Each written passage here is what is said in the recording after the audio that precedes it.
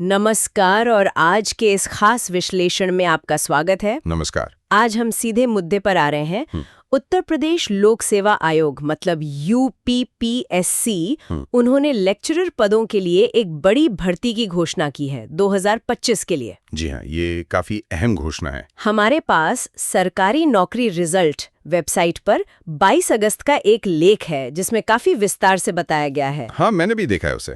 तो आज हमारा इरादा है कि इस जानकारी से जो अहम बातें हैं वो निकालें। कितने पद हैं, कौन अप्लाई कर सकता है, प्रक्रिया क्या है और क्यों ये एक बड़ा मौका है। बिल्कुल। चलिए शुरू करते हैं फिर। जरूर। और ये समझना इसलिए भी जरूरी है क्योंकि उत्तर प्रदेश में जो लोग सरकारी स्कूलों में पढ़ाना चाहते हैं, खासकर पोस्ट ग्रेजुएट्स, उनके लिए वाकई एक सुनहरा अवसर है। हाँ, राजकीय इंटर कॉलेज जीआईसीज में लेक्चरर बनना ये एक सम्मानित करियर माना जाता है। बिल्कुल। तो आज हम इस नोटिफिकेशन के हर पहलू को देखेंगे कि उम्मीदवारों के लिए इसके क्या मायने हैं। तो सबसे पहले ये भर्ती है कितनी बड़ी, मतलब कितने पद हैं? यूपीपीएससी ने, जैसा आपने कहा, जीआईसीज में लेक्चरर के कुल 1518 पदों का विज्ञापन दिया है। 1518, ये तो काफी बड़ी संख्या है। हाँ, बिल्कुल। और ये उन लोगों के लिए खास है जिनके पास पोस्ट ग्रेजुएशन की डिग्री है और साथ में बीएड भी है। उनके लिए 2025 में ये एक शानदार सरकारी नौकरी का अवसर है। अच्छा, और इन 1518 पदों का कुछ ब्रेकडाउन भी है, मतलब पुरुषों और महिलाओं के लिए अलग अलग? हाँ, बिल्कुल है। आयोग ने अलग अलग जरूरतों का ध्यान रखा है। देखिए, कुल पदों में से 777 पद राजकीय इंटर कॉलेज पुरुष शाखा के लिए हैं। ठीक है। और 694 पद महिला शाखा के लिए हैं। लगभग बराबर ही हैं। हाँ, करीब करीब। इसके अलावा 45 पद स्पर्श राजकीय इंटर कॉलेज के लिए हैं। ये वो कॉलेजेस हैं जो खासतौर पर दृष्टिबाधित छात्रों के लिए होते हैं। ओ, ये तो बहुत अच्छी बात है। और 2 पद यूपी जेल ट्रेनिंग स्कूल के लिए भी हैं, लेक्चरर के। अच्छा, और ये पद किस श्रेणी के हैं, मतलब ग्रुप ए, बी, सी? ये सभी पद समूह ग यानी ग्रुप सी के हैं और अराजपत्रित नॉन गैजेटेड है। ठीक है, मतलब महत्वपूर्ण पद है, शिक्षण से जुड़े हुए। जी बिल्कुल, प्रशासनिक और शिक्षण संबंधी। और इन पदों के साथ जो वेतन और भत्ते मिलते हैं वो कैसे हैं, कुछ अंदाजा है? हाँ, वो भी काफी आकर्षक हैं। राजकीय इंटर कॉलेज जीआईसी और स्पर्श जीआईसी दोनों में लेक्चरर पद के लिए वेतनमान लेवल 8 का है। लेवल 8 मतलब कितना हुआ अंदाजन? लेवल 8 का मतलब है कि शुरुआती मूल वेतन ही लगभग 47,600 रुपए है। अरे वाह, ये तो सिर्फ बेसिक पे है। हाँ, ये बेसिक है। इसके ऊपर महंगाई भत्ता यानी डीए, मकान किराया भत्ता यानी एचआरए और दूसरे अलाउंसेस जुड़ते हैं, तो सैलरी काफी अच्छी बन जाती है। और ये बढ़कर 1,51,100 रुपए तक जा सकती है। अच्छा, और जेल ट्रेनिंग स्कूल वाले पद? उनके लिए लेवल 7 है। वो 44,900 से शुरू होकर 1,42,400 रुपए तक जाता है। और बाकी सुविधाएं जैसे पीएफ, पेंशन? हाँ, वो सब भी है। भविष्य निधि, पेंशन योजना, मेडिकल सुविधाएं, ये सब लाभ मिलते हैं। मतलब एक सुरक्षित और स्थिर सरकारी नौकरी है ये उत्तर प्रदेश में। ये तो बहुत ही बढ़िया है। अच्छा, वेतन और लाभ तो ठीक है, लेकिन सबसे पहले तो आवेदन करना होगा। तारीखें क्या हैं? हाँ, तारीखों का ध्यान रखना बहुत जरूरी है। ऑनलाइन आवेदन 12 अगस्त 2025 से शुरू हो चुके हैं। अच्छा, शुरू हो गए? जी, और अप्लाई करने की आखिरी तारीख है 12 सितंबर 2025। यानी लगभग 1 महीने का समय है। हाँ, लेकिन मेरा सुझाव है कि आखिरी दिन का इंतजार ना करें। सर्वर पर लोड बढ़ जाता है कभी कभी। सही बात है। और अगर फॉर्म में कोई गलती हो गई तो? उसके लिए भी समय दिया है। 19 सितंबर 2025 तक फॉर्म में सुधार किया जा सकता है। ठीक है, तो 12 सितंबर लास्ट डेट है अप्लाई करने की। जी। अब आते हैं सबसे अहम सवाल पर, कौन अप्लाई कर सकता है, योग्यता क्या है? देखिए, सबसे पहले शैक्षिक योग्यता। उम्मीदवार के पास जिस विषय के लिए वो अप्लाई कर रहे हैं उसमें पोस्ट ग्रेजुएशन यानी परास्नातक की डिग्री होनी चाहिए।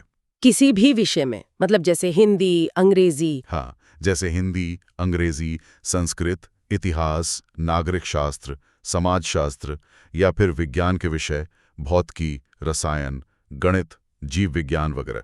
जिस विषय का लेक्चरर बनना है उसमें पीजी डिग्री। ठीक है, और इसके अलावा? इसके साथ एक और चीज अनिवार्य है, बीएड की डिग्री, और वो भी एनसीटीई यानी राष्ट्रीय अध्यापक शिक्षा परिषद से मान्यता प्राप्त संस्थान से होनी चाहिए। बीएड भी जरूरी है? हाँ। ठीक है। इसमें एक खास बात और है जो विशेष पदों के लिए है। जैसे वो स्पर्श जीआईसी वाले पद थे ना? हाँ, दृष्टिबाधित छात्रों के लिए। जी, उन पदों पर अगर कोई स्पेशल एजुकेटर अप्लाई कर रहा है तो उसके पास भारतीय पुनर्वास परिषद यानी आरसीआई का रजिस्ट्रेशन होना भी जरूरी है। अच्छा, आरसीआई रजिस्ट्रेशन जी। ये खास शिक्षकों के लिए है? बिल्कुल, ताकि उन छात्रों को सही प्रशिक्षित शिक्षक मिले। ये तो हो गई शैक्षिक योग्यता। उम्र सीमा क्या है? उम्र के लिए कट ऑफ डेट 1 जुलाई 2025 रखी गई है। इस तारीख को उम्मीदवार की उम्र कम से कम 21 साल होनी चाहिए न्यूनतम 21 साल और अधिकतम 40 साल। 21 से 40 साल, ये तो काफी बड़ा दायरा है। हाँ, काफी लोग इसमें आ जाएंगे। और इस 40 साल की ऊपरी सीमा में कुछ छूट भी है। अच्छा, किन के लिए? जैसे उत्तर प्रदेश के जो SC, ST और OBC उम्मीदवार हैं, उन्हें 5 साल की छूट मिलती है। मतलब वो 45 साल तक अप्लाई कर सकते हैं। ठीक है। और जो दिव्यांग उम्मीदवार हैं PH श्रेणी के, उनके लिए ये छूट 15 साल तक है। 15 साल काफी ज्यादा है। जी। और भूतपूर्व सैनिकों को भी सरकारी नियमों के अनुसार छूट मिलती है। तो कोशिश यही है कि ज्यादा से ज्यादा योग्य लोगों को मौका मिले। ये अच्छी बात है। राष्ट्रीयता तो भारतीय ही होगी। हाँ, उम्मीदवार भारत का नागरिक हो। और निवास स्थान, मतलब क्या कहीं से भी अप्लाई कर सकते हैं? अप्लाई तो कहीं से भी कर सकते हैं भारतीय नागरिक, लेकिन एक पेंच है आरक्षण को लेके। वो क्या? अगर कोई उम्मीदवार आरक्षण का लाभ लेना चाहता है, जैसे SC, ST, OBC या EWS कोटे का, तो उसका उत्तर प्रदेश का मूल निवासी यानी डोमिसाइल होना जरूरी है। अच्छा, मतलब बाहर के राज्यों के उम्मीदवार सिर्फ जनरल कैटेगरी में ही अप्लाई कर पाएंगे? जी हाँ, वो अनारक्षित श्रेणी में माने जाएंगे। ये यूपी के उम्मीदवारों के लिए जानना जरूरी है। समझ गई।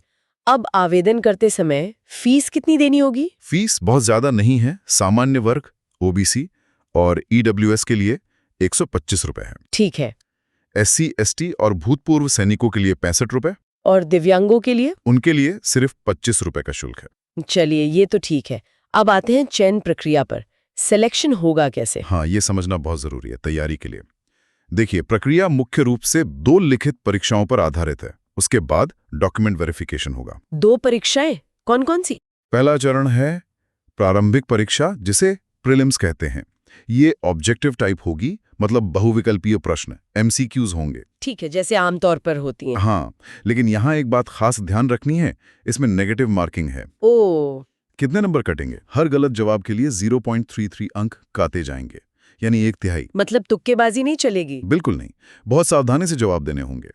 जो लोग प्रीलिम्स में कट ऑफ क्लियर करेंगे वो दूसरे चरण में जाएंगे। और दूसरा चरण? दूसरा चरण है मुख्य परीक्षा यानी मेंस। ये परीक्षा डिस्क्रिप्टिव होगी। इसमें लिखना होगा, सवालों के विस्तृत जवाब देने होंगे। अच्छा, ऑब्जेक्टिव नहीं लिखना होगा। जी।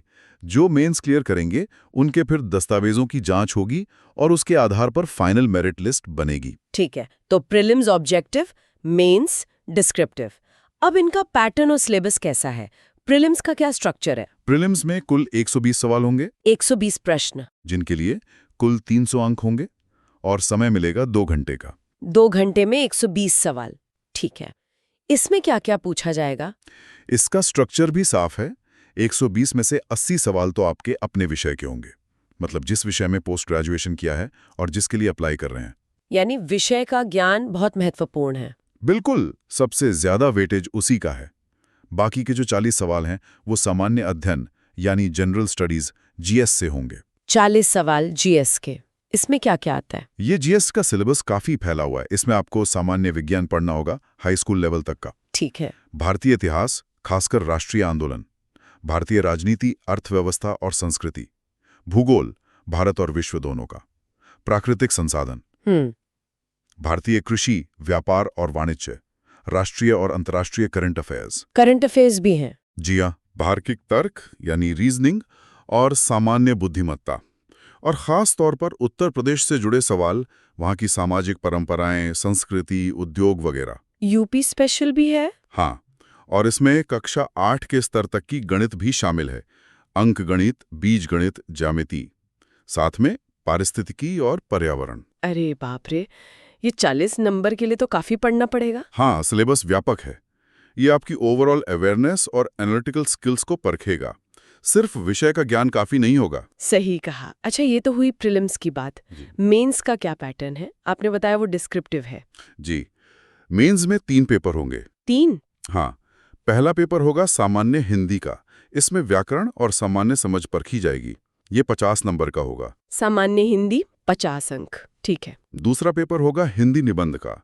ये भी 50 नंबर का। निबंध भी लिखना होगा। ओके। और तीसरा, जो सबसे अहम है, वो होगा वैकल्पिक विषय का पेपर, यानी वही विषय जो आपने फॉर्म भरते समय चुना था। इसका वेटेज कितना है? इसका वेटेज बताया नहीं गया है लेख में, लेकिन जाहिर है ये सबसे महत्वपूर्ण होगा।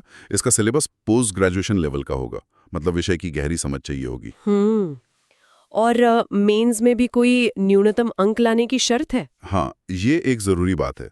मेंस में क्वालिफाई करने के लिए न्यूनतम दक्षता मानक तय किए गए हैं। सामान्य वर्ग के उम्मीदवारों को कम से कम 40% अंक लाने ही होंगे। 40%? और SC/ST वर्ग के लिए ये सीमा 35% है। ये ओवरऑल कट ऑफ से अलग है। अगर आपके नंबर कट ऑफ से ज्यादा भी हैं, लेकिन ये न्यूनतम प्रतिशत नहीं ला पाए, तो आप क्वालिफाइड नहीं माने जाएंगे। ये ध्यान रखना होगा। वैकल्पिक विषयों की लिस्ट क्या है? कुछ उदाहरण। लिस्ट तो काफी लंबी है। स्रोत में कई विषयों का जिक्र है, जैसे हिंदी, अंग्रेजी, इतिहास, भूगोल, समाजशास्त्र, राजनीति शास्त्र, अर्थशास्त्र, भौतिकी, रसायन विज्ञान, जीव विज्ञान, गणित, कॉमर्स, बहुत सारे हैं। उम्मीदवार अपनी PG डिग्री के हिसाब से चुन सकते हैं। ठीक है, तो अब अगर कोई योग्य उम्मीदवार है और परीक्षा देना चाहता है, तो अप्लाई कैसे करना है? प्रक्रिया क्या है? प्रक्रिया सीधी है, ऑनलाइन है पूरी तरह से। सबसे पहले UPPSC की आधिकारिक वेबसाइट uppsc.up.nic.in पर जाना होगा। uppsc.up.nic.in, ठीक है। वहां पर सबसे पहले वन टाइम रजिस्ट्रेशन OTR पूरा करना होगा, अगर पहले से नहीं किया है तो। OTR ये क्या है? OTR एक बार की प्रक्रिया है। आप अपनी बेसिक डिटेल्स जैसे नाम, पता, योग्यता वगैरह एक बार भर देते हैं तो आपको एक OTR नंबर मिल जाता है। इससे भविष्य में UPPSC की किसी भी भर्ती के लिए अप्लाई करना आसान हो जाता है। बार बार सारी डिटेल्स नहीं भरनी पड़ती। अच्छा, ये तो बढ़िया है। तो पहले OTR करना है। अगर नहीं किया है तो OTR नंबर मिलने के बाद वेबसाइट पर UPPSC लेक्चरर भर्ती 2025 का लिंक मिलेगा। उस पर जाकर ऑनलाइन आवेदन पत्र भरना है। ठीक है। फिर आवेदन शुल्क का भुगतान करना है। उसके लिए SBI OPS का इस्तेमाल होगा, जिसमें net banking, card payment, UPI जैसे कई विकल्प होते हैं। ओके। फीस जमा करने के बाद फॉर्म सबमिट करना है और उसका एक प्रिंट आउट जरूर लेकर रख लेना है भविष्य के लिए। OTR वाला पॉइंट अच्छा है, उसे पहले ही कर लेना चाहिए। हाँ, उससे बाद में फॉर्म भरना तेज हो जाता है। अब मान लीजिए किसी का चयन हो गया, तो लेक्चरर के तौर पर जिम्मेदारियां क्या होंगी? सिर्फ पढ़ाना ही है? पढ़ाना तो मुख्य काम है ही। इंटरमीडिएट यानी 11वीं और 12वीं के छात्रों को अपने विषय का सिलेबस पढ़ाना। लेकिन काम सिर्फ इतना नहीं है। और क्या क्या करना होता है? आपको पाठ योजना मतलब लेसन प्लान्स बनाने होंगे, समय समय पर टेस्ट लेने होंगे, परीक्षाओं के लिए प्रश्न पत्र बनाने होंगे, फिर छात्रों की उत्तर पुस्तिकाओं का मूल्यांकन करना होगा, मतलब कॉपियां जांचनी होंगी। ये तो है ही। इसके अलावा छात्रों को आगे की पढ़ाई या प्रतियोगी परीक्षाओं के लिए मार्गदर्शन देना, उन्हें गाइड करना भी एक अहम भूमिका है।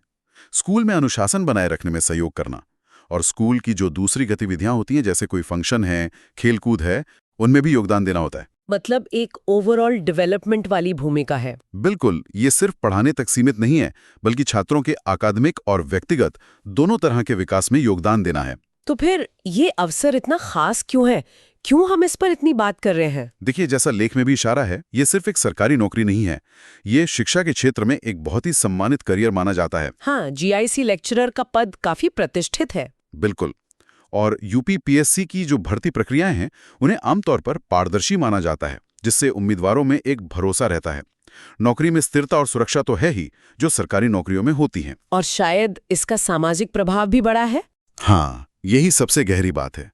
एक लेक्चरर के रूप में आप सीधे तौर पर देश की अगली पीढ़ी को तैयार कर रहे हैं। आप जिन छात्रों को पढ़ाएंगे, वही कल के डॉक्टर, इंजीनियर, अफसर, ये सिर्फ अच्छे और जिम्मेदार नागरिक बनेंगे। तो समाज पर आपका सीधा और सकारात्मक असर पड़ता है। ये एक बहुत बड़ी जिम्मेदारी भी है और संतुष्टि देने वाला काम भी। सही कहा। इस महत्वपूर्ण अवसर के लिए तैयारी कैसे करनी चाहिए?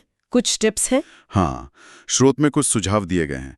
सबसे पहले तो परीक्षा के पैटर्न और सवालों का लेवल समझने के लिए UPPSC लेक्चरर के पिछले सालों के प्रश्न पत्र जरूर देखें, उन्हें हल करें। पिछले पेपर्स देखना जरूरी है। बिल्कुल।